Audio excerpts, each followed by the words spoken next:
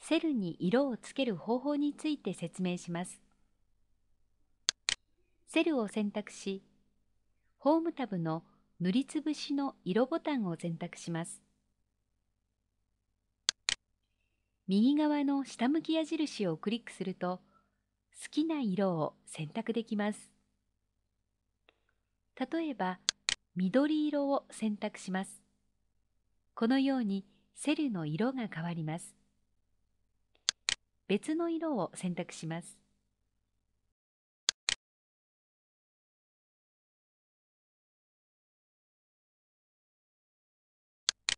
今、ボタンの色が水色になっているので、セルを選択してボタンをクリックすると水色になります。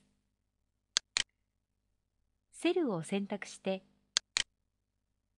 塗りつぶしなしを選択すると色を削除できます。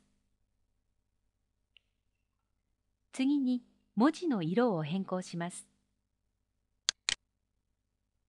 セルを選択してホームタブの中からフォントの色をクリックします。好きな色を選択すると文字の色を変更できます。